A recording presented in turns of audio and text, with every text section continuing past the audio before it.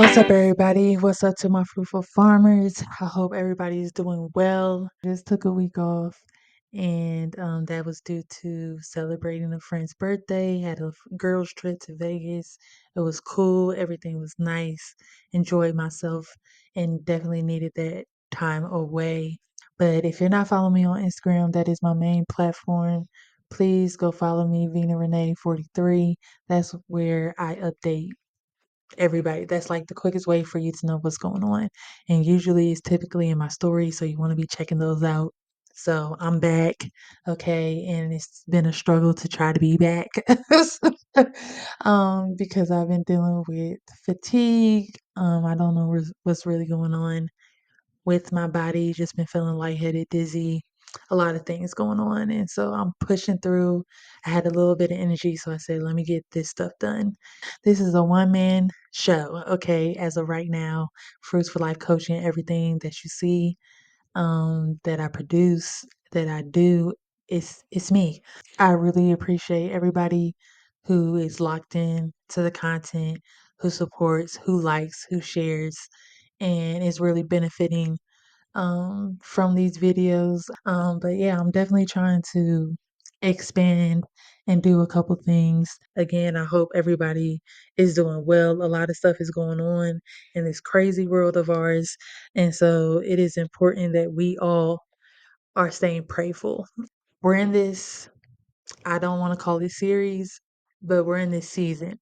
At least I am. And maybe some of y'all are who are watching are in the same season. But we're in this season talking about love, dating, and relationships. And we've started with self love. We talked about self love, what that means. We talked about self acceptance. And now we're going to get into self forgiveness.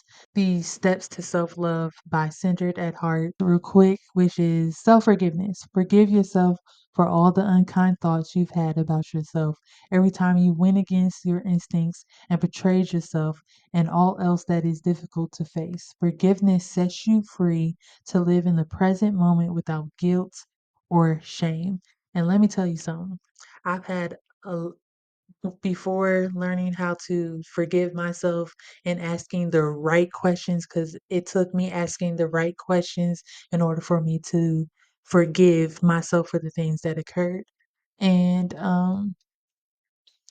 but before I did that, I was walking in a lot of guilt and shame over decisions I made, over choices and people I let in my life, who I was in relationship with, everything. It brought a lot of guilt and shame. Shame of being a divorcee, not my marriage not lasting, shame or guilt over me having an abortion, which I've talked about that. It's just I could list a whole lot of other things, but those are the two that were like that stayed with me for a very, very long time, and it affected my decisions. Based off of that, it affected my decisions, my relationships, and everything else after that until I again until I snapped out of it and started asking the right questions. I want to go over 5 of the reflective questions that I had to ask myself in order to get out of that state of shame, out of the state of guilt, and move forward. I didn't even think about asking these questions to myself until one day I was living in my apartment, and I would cook and do breakfast or do dinner and stuff like that, and my parents would come over. I don't know how we got on the topic, but we were discussing things uh in my life, and I guess my dad just saw it on me. He just started saying, like, you're carrying a lot of guilt and shame over this and that, and you need to let that go. And I broke down just because I didn't realize it was showing up that clear. And maybe because that's they my parents, they just see it like that because they've always been able to see it see it like that. But I didn't know people could see as clear as my dad was pointing it out to me that I was carrying these, carrying the guilt and the shame. And so it wasn't until that and him telling me like God, God has forgiven you about these things, right? He's covered you in this. And when he said that, I was like, I felt a peace. I felt a peace, and the peace that surpasses all understanding. And that's when I was like, okay, if and maybe that was what I needed to hear, because it's just like, man, did God forgive me for this? Because in the Bible, I know what it says about divorce. I know what it says about abortion. I know this was not what God would have wanted for me. And my dad just saying that, and then having that peace come over me, which is why I broke down, um, is the reason as to why I was able to be like, okay, I don't have an excuse anymore to sit in this. I know God has forgiven me on this. And so if He has forgiven me, then I need to forgive myself about this. So whatever I need to do in order to make the steps forward to get up out of this, then that's what we're going to do. During this time, I was in therapy. I was going to therapy once a month, and that was very helpful in me getting out of that, and just me, asking my therapist about the stuff that was in my head and making sure I wasn't going crazy, and stuff like that. But some of the reflective questions that I had to ask myself. So, one, acknowledge the mistakes. I hear all the time that women don't acknowledge nothing, and they're not wrong, because the women I come come in contact with, especially during coaching, a lot of women can't own up to their ish. Okay, and it is very important that we acknowledge and take accountability for our actions and stuff. What specific actions or behaviors do I feel or ashamed about? Why do I consider these actions to be mistakes? Again, just referencing my marriage. Marriage failed. Okay. Did I actually do everything that I could in order to save my marriage? I believe I did. Why do I consider this action to be mistakes? Because I ignored all the warning signs. I ignored all the red flags. People was telling me, slow down, hold up. But I'm one, when I love somebody, I love you. And and you can't tell me nothing. I'm tunnel vision. I'm locked in on you. And I didn't want to hear what nobody said, whether friends, family, or outsiders. Didn't want to hear it. And so and me and him had like a whole us against the world type attitude at that time, and that's what it was. Like, no, y'all wrong, and we're gonna prove y'all wrong. But not knowing that was just God trying to warn me. Okay, He was trying to warn me that this ain't what you want, boo. And I ignored it. So it's that. And that's the actions, that's my mistake. That's me not paying attention or being obedient to what I knew was warning signs, or just being blind to live, if you want to say. Okay. Um, Understanding the impact. How did my actions affect others and myself? What emotions do I associate with these actions? And for me, my family was very involved in my marriage. Now, that's one thing I wish I could have changed about my marriage.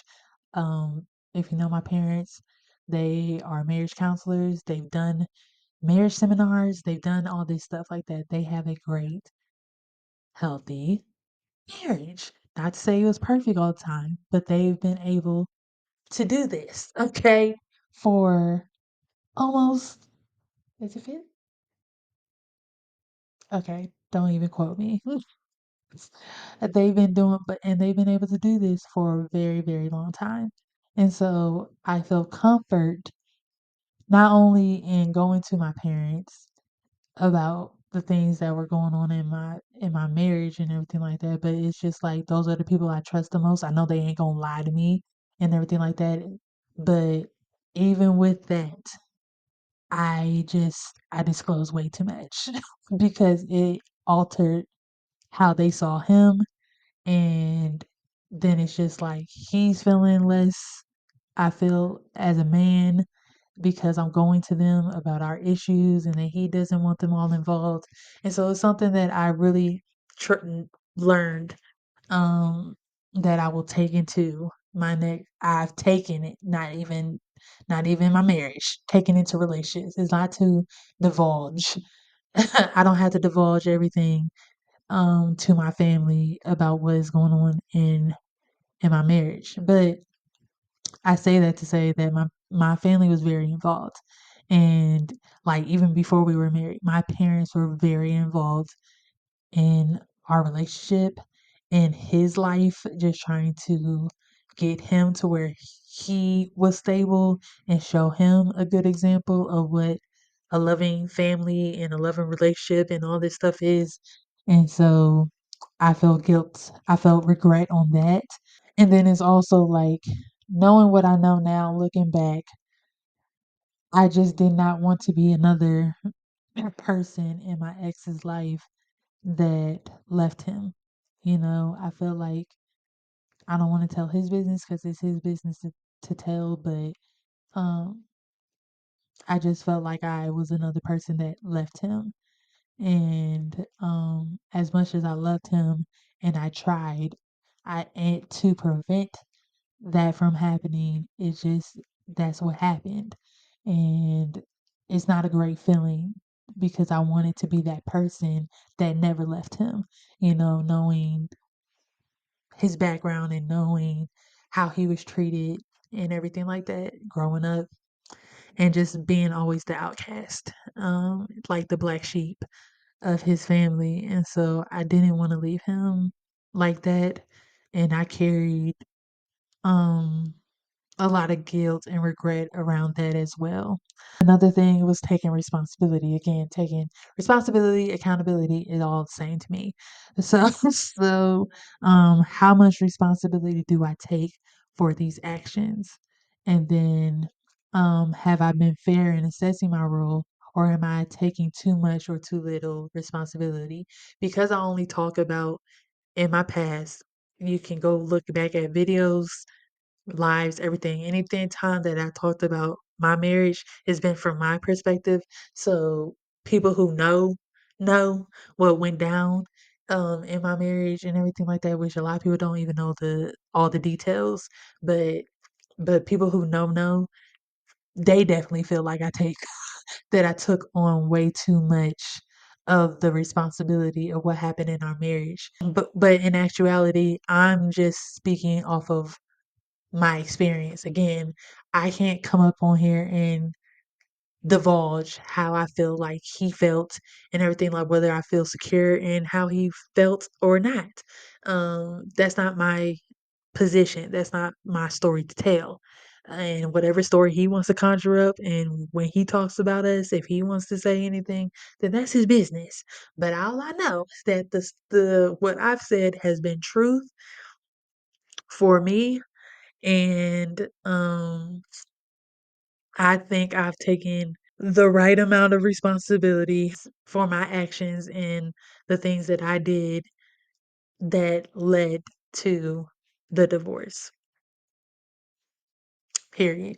A big thing for me, and this is for anybody, and I know and for some, I know it comes off crazy.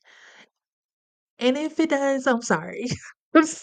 But I am one that if there's something on my heart, if there is something that is bothering me to the point where I cannot sleep, I have to speak up on it. That's where making amends come about, or just getting it off my chest. So, a letter, a text message, a DM, a phone call, a sit down, whatever I got to do to get this off of me, I'm getting it off. And you might think I'm crazy because some of this stuff always comes up all at once. At least it used to. I don't operate that way anymore. Thank God. But a lot of the stuff that I would say to people in those moments would be like a buildup of everything that I just suppressed down and was like, you know what, it ain't that serious. You know what? It's maybe I'm looking at it the wrong way. But then once everything starts boiling over, it's just like, no, it was like this. It was like and then it's just this explosion of emotions, right? And so I definitely had to make amends with some people, all right? And or try to or get my last words off. And but yeah, I if I can make amends with somebody, I will. I don't like walking around and feeling like people gotta gotta beef with me. Try to make amends with anybody that I can. Just because I don't like to have blood on my hands. In a sense, I don't like to have blood on my hands. And so if there's a way that we can talk it out and we can have a discussion about it, whatever the case may be, then let's do that. That doesn't mean that you're about to be back in my life, or maybe you will be back in my life, but just baby steps on that. It's gonna take some time, depending on how big the offense was and everything like that. But yeah, I try to do that. But the biggest thing that I had to get back to with the self forgiveness is self worth. And I talked about the Worthy 30 declaration that I had for myself when turning 30, because I it was just like an empowerment thing that I needed to do in order to remember who I am and who God says I am. For me, that was the questions I needed to ask myself. There's a lot of other self-reflective questions that you can ask yourself in regards to self-forgiveness that could help you. But for me, those were the ones that I had to ask myself and be real and honest about it within my answers in order to truly get the healing that I needed. And even with all that, one of the biggest things too when it came to self forgiveness and me just being like, yeah, I need to heal from this is that um I had this come to mind, which I feel like this was the Holy Spirit way back when. But even at my worst, I gave my best. Nothing that I did was out of spite. Nothing that I did was out of trying to get back at anybody, out of hate or just anything like that. Like I may not have been the best version of myself. Like I feel like I'm the best version of myself now, but this ain't even the best version that y'all gonna get. It reminds you that none of your actions or the things that you decided was selfish, nor was it ill intent. Like it wasn't meant to hurt or cause friction between me and somebody else or anything like that. That is self forgiveness in a nutshell. That's what I got for y'all. Okay, for this week. I know this was long. Thank y'all for watching all of this. So, if self forgiveness is something that you are struggling with, I ask the right questions, and I would advise you all to do an exercise, okay, a let go exercise in some shape or form, whether that is writing everything you want to let go on a piece of paper and burning it. I've seen people write stuff on the plates, let go plates, all right, writing everything that you want to let go and breaking it. You could do that. Balloons, write it on there, toss it, fly it away. Okay. I've seen it all. So, but I feel like that is very much therapeutic, very much healing. And again, I said that from the beginning. I went to therapy. So, make sure that you all are getting the professional help that you need. Okay. You can whether that be a coach, whether that be a therapist, whether that be a counselor, um pastoral guidance, whatever the case may be. Um, make sure that you go and seek the help, build a community around you that's going to be supportive. And again, if you don't have those people around you, that can be supportive, then go find a community that is going to embrace you in order to be that support for you in this time. All right. So again, hope that bless you all, and I'll catch y'all next week. All right. Love y'all. Mwah.